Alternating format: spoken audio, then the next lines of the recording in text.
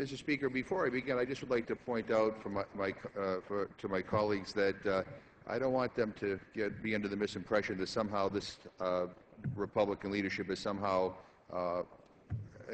conducting an open and transparent process. At last count, they have given us 41 completely closed rules, and that's not even getting into the number of structured rules we've had. So I would be a little bit more humble before I would brag about the open process in this House. I rise in opposition to this rule, which combines two unrelated appropriations bills: Transportation, Housing, and Urban Development, and the Agriculture Appropriations Bills. And this rule also concedes that the House Republicans will not finish all of their appropriation bills on time. Under the House rules, the House cannot adjourn for more than 3 days in a row in July unless all the appropriation bills are finished. Section 4 in this rule is an admission that the Republican leadership hasn't met this threshold. Mr. Speaker, I also oppose this rule because Republican budget caps have made it impossible to bring appropriations bills to the floor that meet the needs of our country. Rather than a balanced, fair approach to control our federal deficit, Republicans have launched an all-out assault against middle-income families and those who are struggling in poverty. Rather than asking Donald Trump to pay 1 penny more in taxes, the Republicans are pursuing an agenda that would decimate food stamps, that turns Medicare into a voucher program, that goes after student loans. I go on and on and on. Everything that they bring to this floor lowers the quality of life and the standard of living for the people in this country.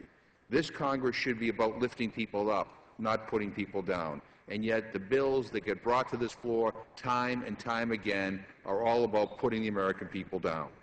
Not only is the underlying transportation appropriations bills underfunded, but we're considering it while the ninth extension of the Surface Transportation Bill, the bill that funds our roads and bridges, is on the verge of expiring, and as summer construction season quickly moves towards a close. We need a transportation bill, and we would have one, Mr. Speaker, if the Republican leadership would simply accept the bipartisan Senate bill. Instead, the Republican leadership has decided to play politics by including unrelated provisions like the construction of the Keystone Pipeline in a bill meant to build and repair America's roads and bridges, in a bill that would have put thousands and thousands and thousands of Americans to work on these critical projects. I had the honor of hosting Transportation Secretary Ray LaHood, a former Republican member of this body, in my congressional district yesterday. Secretary LaHood made it clear that Congress needs to get its act together and pass a transportation bill. Rather than more recesses, I would say to my friends, we ought to stay here and not leave until we get this bill passed. Instead, this transportation appropriations bill is essentially a shell waiting for the authorization bill to be finished. This is not a way to legislate. You know, my friends on the other side of the aisle like to say, where are the jobs? Well, I'll tell you where the jobs are. They're in this transportation bill that they are holding up, that they are holding hostage. You want to put Americans back to work? Pass this bill. I'm also deeply disappointed, Mr. Speaker, that this is the second year in a row that the appropriations bill fails to fund the Sustainable Communities Initiative, which brings together the Department of Transportation, HUD, and EPA to develop effective models of integrated planning and promote economic development in metropolitan areas across the country. We should be pursuing the smart, holistic approaches to urban planning and improvement encouraged by the Sustainable Communities Initiative, and this bill doesn't do that. I also have concerns with the project-based Section 8 funding level included in the T-HUD legislation, and with proposals to short-fund project-based contracts. Short funding does not reduce federal expenditures, but instead shifts the cost to the next fiscal year. In fact, according to the National Housing Trust, short funding can increase financing costs because of the uncertainty it creates among lenders and investors. Short funding is a direct result of the need to conform to the Ryan budget, and I hope that the Senate's funding level is adopted during this conference, if they ever do have a conference. And the sad reality, Mr. Speaker, is that these two appropriations bills, the Transportation, Housing and Urban Development Appropriation Bill, of the two transportation bills, the Transportation, Housing and Urban Development Appropriations Bill is the better one. This Agriculture Appropriations Bill is, to put it nicely, not where it needs to be. It is woefully inadequate in several places, and it continues a pattern set by this Republican leadership of trying to undermine the Wall Street reforms made under Dodd-Frank and to dismantle the anti-hunger safety net. This bill decimates funding for the Commodity Futures Trading Corporation, one of the key regulators of the financial services industry. In fact, the bill cuts funding for the CFTC by 41%, a cut that will drastically reduce CFTC's ability to oversee an industry that continues to take risky gambles, as evidenced by J.P. Morgan's recent loss of $2 billion. The Republican leadership, once again, would rather allow Wall Street to run amok instead of providing proper oversight so that Americans on Main Street don't get taken to the cleaners. Also not surprising is this Republican's leadership continued assault on the hungry in America. Over the past 18 months, the Republican leadership has pushed two plans to block Grant SNAP, formerly known as food stamps, dramatically cut WIC funding in last year's agriculture appropriations bill, and brought a reconciliation bill to the floor that would cut $36 billion from SNAP, the most effective and efficient federal anti-hunger program we have in this country. And of course, we're still anticipating a farm bill from the Agriculture Committee that will cut at least $14 billion from this program. And while this bill funds WIC at $6.9 billion, it is still $119 million short of President Obama's request. In essence, this bill is gambling that food prices and participation will stabilize and not continue to rise. But just as concerning is the lack of set-asides for breastfeeding counselors, electronic benefit cards, and infrastructure. These provisions were included in the President's request and also in the Senate bill.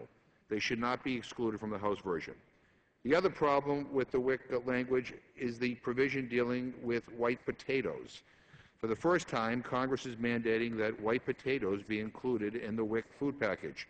This is unprecedented and deeply troubling. Congress has never until now interfered with the science of the WIC food package. This food package was specifically designed by the Institute of Medicine to provide the necessary nutrients through specific foods that are often not consumed for a variety of reasons by low-income pregnant women and their newborns, infants, and young children. Like the effort to treat pizza as a vegetable, this is clearly done on behalf of an industry. It does not belong in this bill. This bill also cuts the Commodity Supplemental Food Program below the President's request. This program provides food to seniors across the country, but the funding level in this bill is so inadequate that it will actually result in 55,000 fewer seniors being served. That's 55,000 fewer low-income seniors on fixed incomes who will have food taken away from them simply because the committee decided tightening our nation's fiscal belt should mean less food for elderly in America instead of less profits for the wealthy. The agricultural appropriations bill doesn't spare international food aid from drastic cuts either. This bill cuts Title II PL 480 $316 million under FY 2002 levels and $250 million below the President's FY 13 request. These dramatic cuts would result in decreases in emergency services to between 6 and 8 million vulnerable people, some of whom are already on the brink of starvation. They also weaken funding for programs that fight long-term hunger and build the capacity of people to withstand new emergencies. For example, it was the Food for Peace development programs in Ethiopia that helped keep communities from falling into famine and withstand the shock of last year's drought, saving the American taxpayer hundreds of millions of dollars. Not only are these cuts unconscionable, they are unwise because they will ultimately lead to future costs should there be widespread hunger, famine, or civil unrest that requires American assistance. Mr. Speaker, we need to do better. We must do better.